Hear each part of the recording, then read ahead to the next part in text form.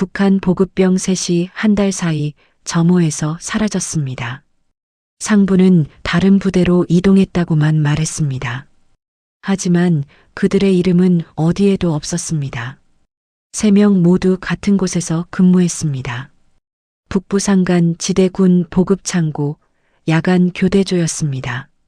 당국은 어떤 설명도 내놓지 않았습니다. 현장을 본 사람도 없었습니다. 하지만 단 한 사람이 있었습니다. 그 창고에서 살아남은 마지막 보급병이었습니다. 그는 어느 날 새벽 창고 안쪽 철문이 열리는 걸 봤습니다. 쉽게 구할 수 없는 포대들이 트럭에 실렸습니다. 장교가 장부 숫자를 고쳐 쓰고 있었습니다. 그 장교가 글을 봤습니다. 다음 날 그의 이름이 조사 명단에 올랐습니다. 과연 그날 새벽 철문 너머엔 무엇이 있었을까요? 왜 목격자들은 하나씩 사라졌을까요? 그는 왜 눈보라 속 압록강을 건넜을까요? 오늘은 북한군 보급창고의 가장 어두운 비밀을 목격하고 유일하게 살아남은 한 병사의 증언을 들려드리겠습니다. 이야기 시작 전 구독과 좋아요 눌러주시면 큰 힘이 됩니다. 제 이름은 김성호입니다. 19살에 군대에 갔습니다. 북부산간 지역 출신이었습니다. 배치받은 곳은 보급창고였습니다. 반지하 형태의 어두운 공간이었습니다. 여름엔 곰팡이 냄새가 코를 찔렀고 겨울엔 벽마다 성에가 끼었습니다. 제 임무는 간단했습니다. 창고 열쇠를 관리하고 장부를 정리하는 일이었습니다. 처음엔 별일 없어 보였습니다. 하지만 첫 주부터 이상한 점을 발견했습니다. 장부에 기록된 식량 수량이 실제와 달랐습니다. 쌀 포대가 20개라고 적혀 있었지만 창고엔 11개밖에 없었습니다. 옥수수 가루도 마찬가지였습니다. 장부엔 30포대, 실제론 15개였습니다. 저는 상급자에게 물었습니다. 동무중대장, 장부가 맞지 않습니다. 중대장은 짧게 대답했습니다. 차고다. 다시 세어라. 저는 3번 더 확인했습니다. 수량은 똑같았습니다. 하지만 중대장은 다시 말하지 말라고 했습니다. 저는 더 묻지 않았습니다. 군대에서 질문은 위험했습니다. 그런데 이상한 일은 계속됐습니다. 일주일마다 장부가 새로 작성됐습니다. 누가 고쳤는지 알 수 없었습니다. 야간 교대조엔 저와 병사 셋이 배치됐습니다. 한 명은 최철수였습니다. 말이 많고 호기심이 강한 병사였습니다. 조용한 병사 한 명과 힘센 병사 한 명도 함께였습니다. 우리는 밤마다 4시간씩 교대로 창고를 지켰습니다. 불은 항상 어두웠습니다. 손전등 하나로 장부를 확인했습니다. 창고 안쪽엔 철문이 하나 더 있었습니다. 잠겨 있었고 열쇠는 중대장만 갖고 있었습니다. 저는 그 철문 너머가 궁금했지만 묻지 않았습니다. 어느 날 밤이었습니다. 최철수가 제게 속삭였습니다. 성호야, 어젯밤 이상한 걸 봤어. 저는 고개를 돌렸습니다. 뭘 봤는데? 최철수는 주위를 살피며 낮게 말했습니다. 새벽 3시쯤이었어. 차 한 대가 창고 뒤로 왔어. 저는 긴장했습니다. 누가 탔는데? 최철수는 잠시 말을 멈췄습니다. 모르겠어. 하지만 포대 몇 개를 실어갔어. 저는 아무 말도 하지 않았습니다. 최철수는 다시 말했습니다. 장부엔 기록이 없었어.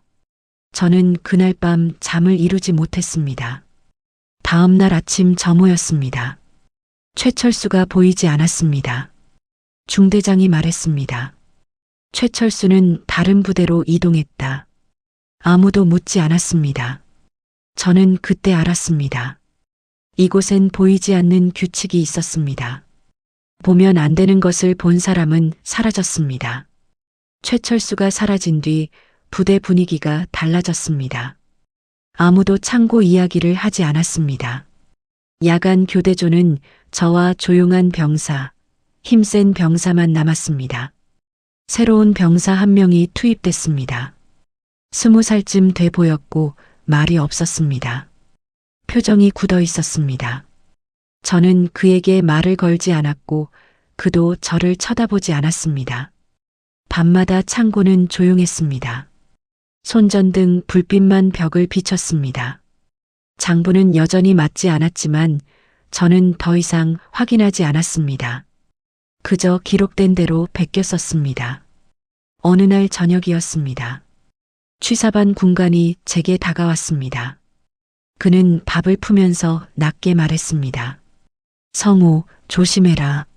저는 고개를 들었습니다. 무슨 말씀이십니까?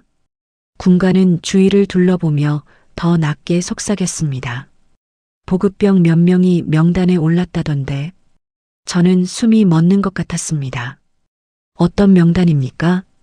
군관은 더 이상 말하지 않았습니다. 그저 고개를 저었습니다. 저는 그날 밤 식사를 거의 하지 못했습니다. 명단이라는 말이 머릿속을 떠나지 않았습니다. 북한에서 명단에 오른다는 건 한 가지 뜻이었습니다. 조사 대상이라는 뜻이었고 조사 대상은 대부분 돌아오지 못했습니다. 저는 밤 교대 시간에 조용한 병사에게 물었습니다. 너도 들었어? 그는 고개를 끄덕였습니다. 들었어.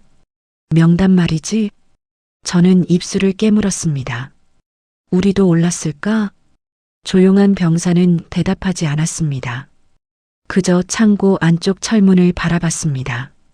성우야, 저 문 너머엔 뭐가 있을까? 저는 모른다고 했습니다. 그는 한숨을 쉬었습니다. 최철수도 저걸 봤을 거야. 저는 아무 말도 하지 않았습니다. 며칠 뒤였습니다. 힘센 병사가 점호에 나오지 않았습니다. 중대장은 똑같이 말했습니다. 다른 부대로 이동했다. 저는 그날 밤 침상에 누웠습니다. 잠이 오지 않았습니다. 침상 아래에서 뭔가 만져졌습니다. 저는 손을 뻗어 꺼냈습니다. 낡은 장부 한 권이었습니다. 표지엔 아무것도 적혀 있지 않았습니다. 저는 손전등을 켜고 장부를 펼쳤습니다. 그 안엔 실제 수량이 적혀 있었습니다. 공식 장부와 완전히 달랐습니다. 쌀포대는 절반이었고 옥수수 가루도 절반이었습니다. 누군가 기록을 조작하고 있었습니다. 그것도 아주 오래전부터였습니다. 장부 첫 페이지 날짜는 3년 전이었습니다.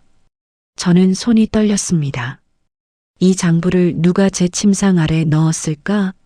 왜 저한테 보여준 걸까? 저는 장부를 다시 침상 아래 밀어 넣었습니다. 그날 밤 저는 결심했습니다. 이곳을 떠나야 한다고. 명단에 오르기 전에, 철문 너머의 비밀을 알기 전에. 하지만 탈출은 쉽지 않았습니다.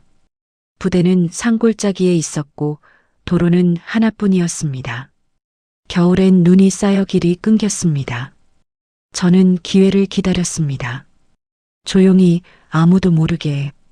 그날은 2월 열사흘이었습니다. 새벽 3시 저는 야간 교대조였습니다. 창고 안은 어둠뿐이었습니다. 손전등으로 장부를 확인하고 있었습니다. 갑자기 밖에서 소리가 들렸습니다. 차 엔진 소리였습니다. 저는 손전등을 끄고 숨을 죽였습니다. 창고 뒤편으로 차가 들어왔습니다. 불을 끈 채였습니다. 저는 창문 틈으로 내다봤습니다. 군용 트럭이었습니다. 2명이 내렸습니다. 한 명은 장교였고 계급장이 희미하게 보였습니다. 또 한 명은 병사였습니다. 그들은 창고 뒤편 문으로 들어왔습니다. 저는 뒤로 물러나 어둠 속에 몸을 숨겼습니다. 장교가 열쇠를 꺼냈습니다. 안쪽 철문을 열었습니다. 철문이 천천히 열리며 삐걱거리는 소리가 창고에 울렸습니다. 저는 숨소리조차 낮췄습니다. 철문 너머엔 또 다른 공간이 있었습니다. 포대들이 쌓여 있었고 하얀 천으로 덮여 있었습니다. 장교가 병사에게 말했습니다. 10개만 실어라. 병사는 대답 없이 움직였습니다. 포대를 하나씩 들어나갔습니다. 저는 그 포대를 봤습니다. 일반 식량 포대가 아니었습니다. 더 깨끗했고 글씨도 달랐습니다. 병사가 포대를 트럭에 실었습니다. 장교는 창고 한쪽에 앉아 작은 책상을 펼쳤습니다. 새 장부를 꺼내 뭔가를 적기 시작했습니다. 저는 그 모습을 지켜봤습니다. 장교는 숫자를 고쳐 썼습니다. 원래 수량을 지우고 새로 적었습니다. 모든 게 명확했습니다. 조작이었습니다. 체계적인 조작이었습니다. 몇 분 뒤 병사가 돌아왔습니다. 다 실었습니다. 장교는 고개를 끄덕였습니다. 철문 잠가라. 병사가 철문을 닫고 자물쇠를 채웠습니다. 장교는 장부를 덮었습니다. 그때였습니다. 장교가 고개를 들어 제가 숨은 쪽을 봤습니다. 저는 움직이지 않았습니다. 심장이 터질 것 같았습니다. 장교는 몇 초간 그쪽을 응시했습니다. 그리고 천천히 고개를 돌렸습니다. 가자. 두 사람은 창고를 나갔습니다. 트럭 엔진이 걸리고 소리가 점점 멀어졌습니다. 저는 그제야 숨을 쉬었습니다. 온몸에 식은땀이 흘렀고 손이 떨렸습니다. 저는 그날 새벽 내내 그 자리에 서 있었습니다. 아침 점호 시간이 됐습니다. 저는 아무 일 없다는 듯 나갔습니다. 하지만 마음속엔 확신이 있었습니다. 저는 봐선 안 될 걸 봤습니다. 그리고 그 장교도 알고 있었습니다. 제가 그 자리에 있었다는 걸. 점호가 끝난 뒤였습니다. 조용한 병사가 제게 다가왔습니다. 성호야, 괜찮아? 저는 고개를 끄덕였습니다. 응, 괜찮아. 그는 제 얼굴을 봤습니다. 안 괜찮아 보이는데. 저는 대답하지 않았고 그는 더 묻지 않았습니다. 그날 오후였습니다. 중대장이 저를 불렀습니다. 김성호, 내일부터 주간 근무로 바뀐다. 저는 고개를 숙였습니다. 알겠습니다. 중대장은 저를 오래 쳐다봤습니다. 야간 교대는 새로 온 병사가 맡는다. 저는 대답했습니다. 네, 동무 중대장. 사무실을 나왔습니다. 저는 알았습니다. 저를 야간 교대에서 뺀 이유를. 그들은 저를 지켜보고 있었습니다. 명단에 올랐다는 뜻이었습니다. 그날 밤 저는 침상에 누워 있었습니다. 잠이 오지 않았고 머릿속이 복잡했습니다. 저는 결정해야 했습니다. 이곳에 남을 것인가 아니면 떠날 것인가. 남으면 조사를 받을 것이었습니다. 조사를 받으면 돌아올 수 없었습니다. 떠나면 탈영병이 됐고 탈영병은 총살감이었습니다. 하지만 남아도 죽고 떠나도 죽는다면 저는 떠나는 쪽을 택했습니다. 최소한 제 발로 걷는 죽음이었습니다. 저는 침상 아래 장부를 꺼냈습니다. 마지막으로 펼쳐봤습니다. 3년치 기록이 담겨 있었습니다. 누군가 이걸 제게 준 이유가 있을 것이었습니다. 저는 장부를 속옷 안쪽에 넣었습니다. 증거였습니다. 언젠가 쓸 날이 올 거라 생각했습니다. 다음 날 아침이었습니다. 조용한 병사가 점호에 나오지 않았습니다. 중대장은 말했습니다. 다른 부대로 이동했다. 저는 주먹을 꽉 쥐었습니다. 이제 야간 교대조엔 새로운 병사만 남았습니다. 저는 그날 오후 취사반으로 갔습니다. 군관을 찾았습니다. 동무군관, 물어볼 게 있습니다. 군관은 주위를 살피며 낮게 물었습니다. 뭔데? 저는 더 낮게 말했습니다. 부대 뒤편 배관 통로가 어디까지 연결됩니까? 군관은 잠시 저를 보다가 천천히 대답했습니다. 담장밖까지 이어져 있어. 폐수 배관이야. 저는 고개를 끄덕였습니다. 고맙습니다. 군관은 제 팔을 잡았습니다. 성호야, 내가 무슨 생각을 하는지 알아? 저는 아무 말도 하지 않았습니다. 군가는 한숨을 쉬었습니다. 조심해라. 눈이 내리길 기다려. 저는 고개를 숙였고 군가는 더 이상 말하지 않았습니다. 저는 며칠을 기다렸습니다. 2월 20날이었습니다. 밤부터 눈이 내리기 시작했습니다.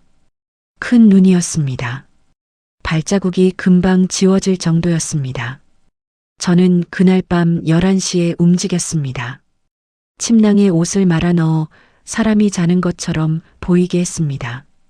속옷 안쪽엔 장부가 있었고 주머니엔 마른 옥수수 한 줌이 있었습니다. 그게 전부였습니다. 저는 막사를 나왔습니다. 순찰병이 보이지 않는 시간이었습니다. 눈이 얼굴을 때렸습니다. 저는 창고 쪽으로 걸어 뒤편으로 돌아갔습니다. 배관 통로가 보였습니다. 입구는 좁았습니다. 저는 몸을 구부려 안으로 들어갔습니다. 배관 안은 어둠뿐이었고 냄새가 지독했습니다. 저는 손으로 벽을 짚으며 나아갔습니다. 몇 분쯤 지났을까? 앞쪽에서 바람이 느껴졌습니다. 출구였습니다. 저는 밖으로 나왔습니다. 담장 밖이었습니다. 부대가 뒤에 있었지만 저는 뒤돌아보지 않았습니다. 산 쪽으로 걸었습니다. 눈이 계속 내렸고 발자국은 금방 지워졌습니다. 저는 그날 밤 산속으로 들어갔습니다. 뒤에서 사이렌 소리가 들렸습니다. 조명탄이 하늘로 올랐습니다. 수색이 시작된 것이었습니다. 저는 더 깊이 들어가 나무 뒤에 몸을 숨겼습니다. 조명탄 빛이 산을 비췄습니다. 저는 숨을 참았습니다. 개 짖는 소리가 들렸고 수색조가 가까이 왔습니다. 저는 눈 속에 몸을 묻었습니다. 추웠고 온몸이 떨렸지만 움직일 수 없었습니다. 수색조가 지나갔습니다. 개소리가 점점 멀어졌습니다. 저는 그제야 일어나 반대쪽으로 걸었습니다. 국경 쪽이었고 압록강이 있는 방향이었습니다. 저는 그날 밤 해가 뜰 때까지 걷고 또 걸었습니다. 사흘째 산속이었습니다. 먹을 게 없었고 주머니 속 옥수수도 다 떨어졌습니다. 저는 나무 껍질을 씹었습니다. 입안이 쓰고 목이 아팠지만 멈출 수 없었습니다. 낮엔 동굴이나 나무 아래 숨었고 밤에만 움직였습니다. 별을 보며 방향을 잡았습니다. 북쪽 국경지대로 가는 길이었습니다. 나흘째 되던 날이었습니다. 멀리서 불빛이 보였습니다. 마을이었습니다. 저는 조심스럽게 다가갔습니다. 작은 마을이었고 집이 대여섯 채 있었습니다. 저는 한 집 뒤편으로 가서 장독대 옆에 있는 배추를 발견했습니다. 얼어 있었습니다. 저는 하나를 집어들었습니다. 그때 뒤에서 소리가 났습니다. 거기 누구야? 저는 뛰었습니다. 뒤에서 고함 소리가 들렸습니다. 도둑이다. 저는 숲속으로 뛰어들었습니다. 숨이 차고 다리가 풀렸지만 멈추지 않았습니다. 한참을 뛰었습니다. 뒤에서 소리가 사라졌습니다. 저는 나무 뒤에 주저앉았습니다. 손엔 배추가 있었습니다. 저는 그걸 그대로 베어 물었습니다. 얼어서 이가 시렸지만 먹었습니다. 살아야 했습니다. 며칠이 더 지났습니다. 정확히 며칠인지 기억나지 않았습니다. 배는 고팠고 몸은 떨렸습니다. 어느 날 저녁이었습니다. 강물 소리가 들렸습니다. 저는 그쪽으로 갔습니다. 압록강이었습니다. 얼어붙어 있었지만 완전히는 아니었습니다. 가운데는 물이 흐르고 있었습니다. 저는 강변에 앉았습니다. 건너편이 중국이었습니다. 불빛들이 보였습니다. 저는 한참을 그 불빛을 봤습니다. 그때 누군가 다가왔습니다. 저는 깜짝 놀라 뒤를 봤습니다. 중년 남자였습니다. 두꺼운 외투를 입고 있었습니다. 그는 저를 보고 말했습니다. 군인이구만. 저는 대답하지 않았습니다. 남자는 담배를 꺼내 물으며 말했습니다. 건너려고? 저는 고개를 끄덕였습니다. 남자는 웃었습니다. 돈 있어? 저는 고개를 저었습니다. 남자는 한숨을 쉬었습니다. 그럼 혼자 건너야지. 저는 물었습니다. 언제 건너는 게 안전합니까? 남자는 강을 보며 대답했습니다. 새벽, 물 한 개 낄 때. 저는 고개를 숙였습니다. 고맙습니다. 남자는 돌아서며 말했습니다. 조심해라. 순찰대가 돌아. 저는 그 자리에서 기다렸습니다. 밤새 강을 지켜봤습니다. 순찰대가 2번 지나갔고 개를 데리고 있었습니다. 저는 숨을 죽였습니다. 새벽이 왔습니다. 물 한 개가 피어올라 강을 덮었습니다. 저는 일어나 얼음 위로 조심스럽게 발을 디뎠습니다. 미끄러웠습니다. 저는 천천히 나아갔습니다. 중간쯤 왔을 때였습니다. 얼음이 갈라지는 소리가 났습니다. 저는 멈췄습니다. 심장이 터질 것 같았습니다. 다시 한 발 내디뎠습니다. 얼음이 조금 더 갈라졌습니다. 저는 뛰었습니다. 물로 빠질까봐 무서웠지만 멈출 수 없었습니다. 몇 걸음 더 뛰었습니다. 발이 땅에 닿았습니다. 흙이었습니다. 중국 땅이었습니다. 저는 뒤돌아봤습니다. 북한이 안개 속에 있었습니다. 저는 그대로 주저앉아 소리 없이 울었습니다. 중국 땅에 발을 디뎠지만 안전하지 않았습니다. 국경지대는 감시가 심했고 북한 보위부가 이쪽에도 있었습니다. 저는 강변을 따라 걸었습니다. 마을을 피해 산으로 올라갔습니다. 며칠을 숨어 지내며 먹을 것을 찾아 헤맸습니다. 어느 날 작은 밭을 발견했습니다. 무가 몇 개 남아 있었습니다. 저는 그걸 캐서 먹었습니다. 흙이 묻어 있었지만 개의치 않았습니다. 살아야 했습니다. 일주일쯤 지났을까? 저는 작은 마을 근처까지 왔습니다. 중국인들이 사는 곳이었습니다. 저는 낮엔 숲에 숨고 밤에만 움직였습니다. 어느 날 밤이었습니다. 한 집 뒤편에서 쓰레기를 뒤지고 있었습니다.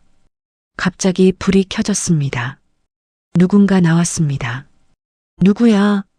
저는 얼어붙었습니다. 중년 여자였고 손전등을 들고 있었습니다. 저를 비췄습니다. 조선 사람이구나.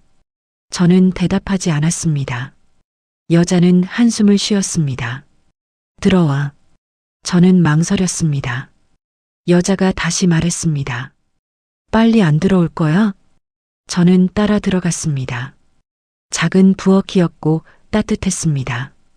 여자는 밥을 주었고 저는 허겁지겁 먹었습니다. 여자는 저를 보며 말했습니다. 여기 오래 있으면 안 돼. 저는 고개를 끄덕였습니다. 알고 있습니다.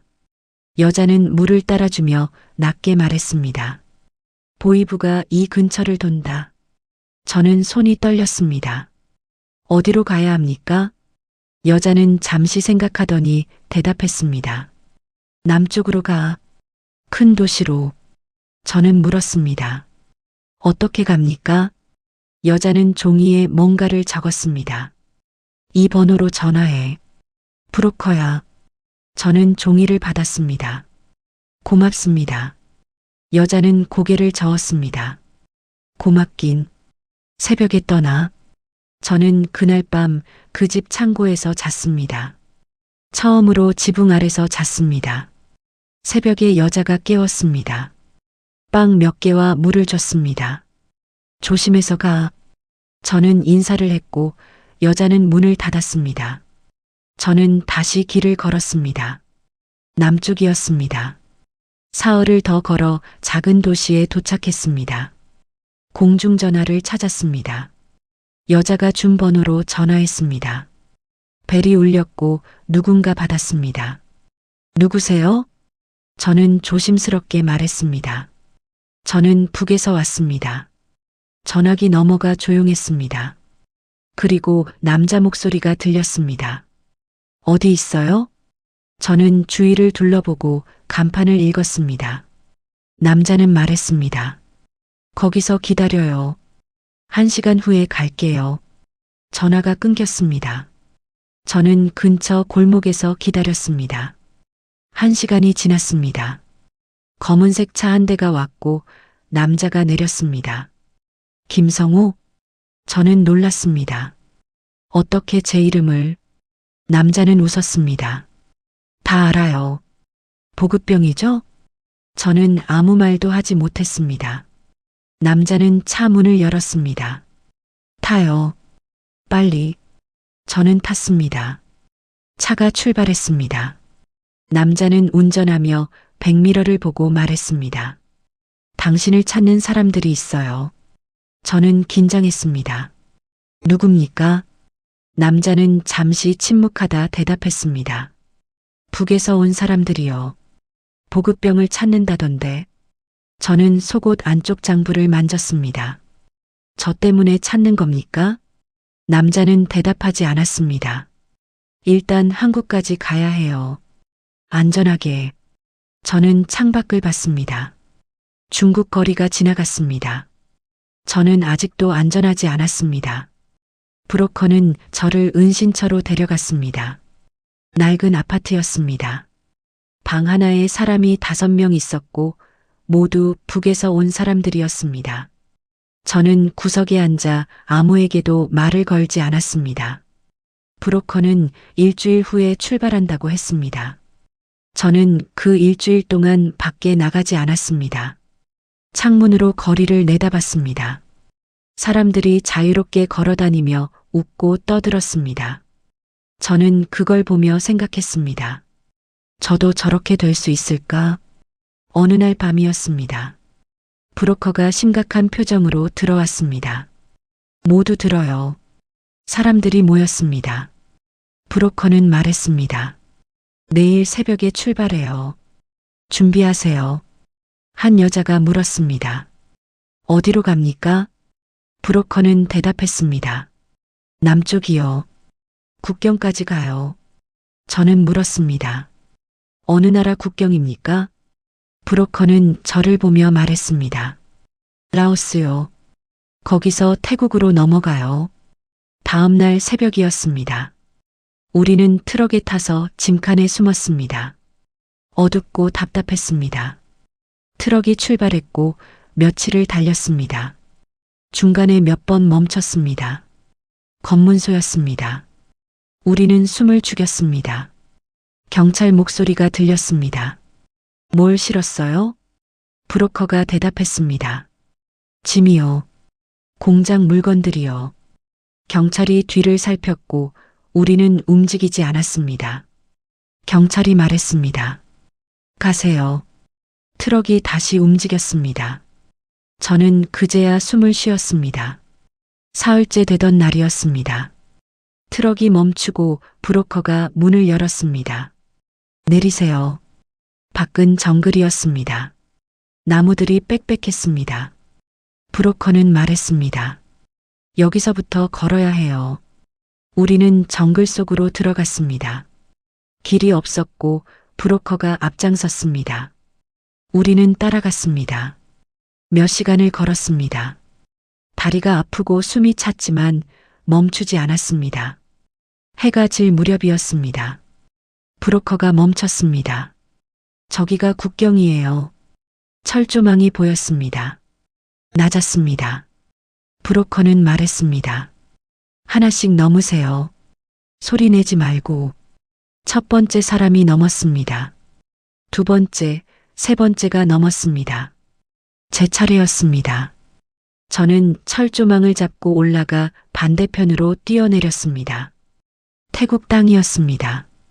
우리는 다시 걸었습니다. 1시간쯤 지났을까? 건물이 보였습니다. 유엔 난민 사무소였습니다. 브로커가 말했습니다. 저기 들어가세요. 한국 가고 싶다고 하세요. 저는 건물로 걸어가 문을 열었습니다. 직원이 저를 봤습니다. 어디서 오셨어요? 저는 대답했습니다. 북한에서 왔습니다. 직원은 고개를 끄덕이며 말했습니다. 이쪽으로 오세요. 저는 따라갔습니다. 작은 방이었고 의자에 앉으라고 했습니다. 저는 앉았습니다. 직원이 물었습니다.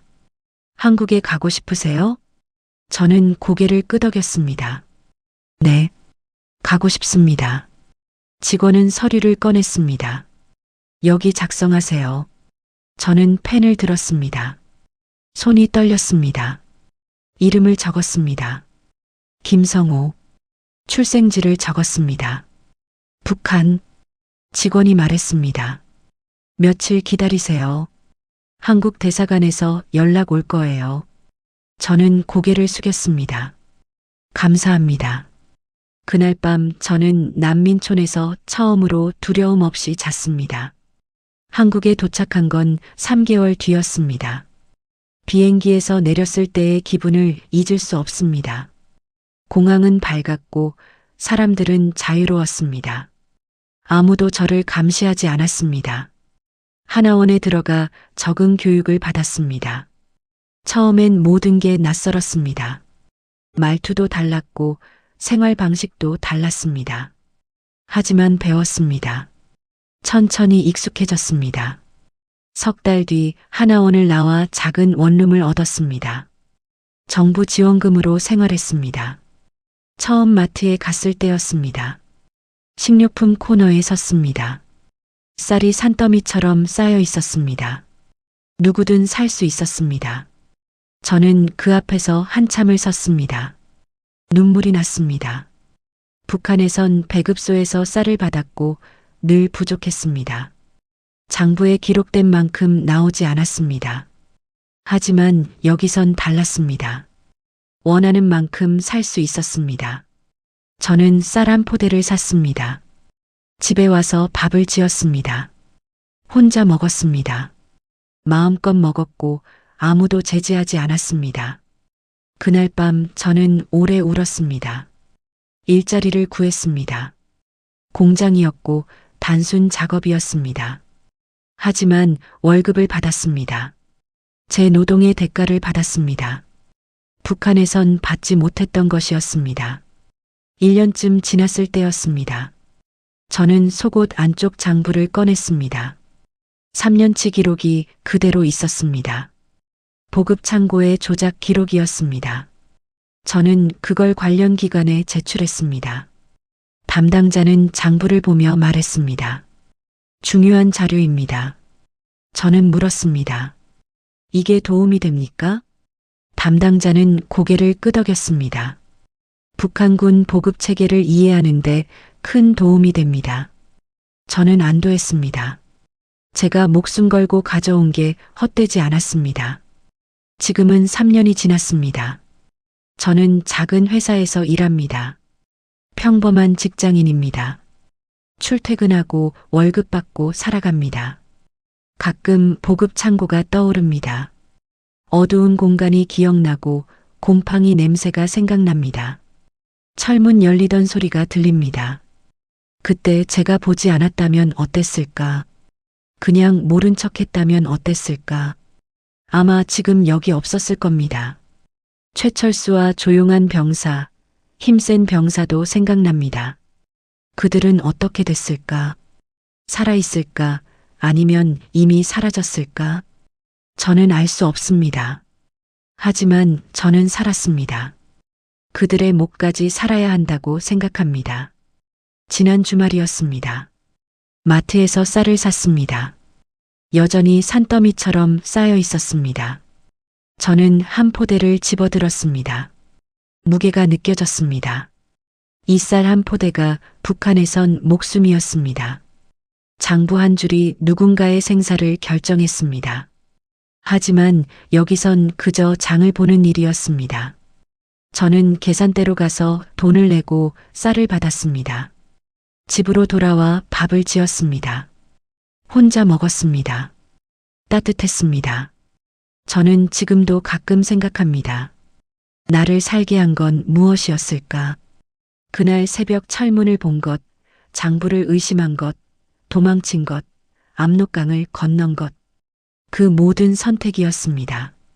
하지만 가장 중요한 건 이것이었습니다. 진실을 외면하지 않은 것. 보고도 못 본 척하지 않은 것. 그게 저를 여기까지 오게 했습니다. 지금 이 순간도 북한 어딘가에서 누군가는 보급 창고를 지키고 있을 겁니다. 장부를 보며 의문을 품고 있을 겁니다. 그들에게 말하고 싶습니다. 의심하십시오. 질문하십시오. 그리고 살아남으십시오. 언젠가 여기서 만날 수 있기를. 저는 오늘도 그렇게 살아갑니다.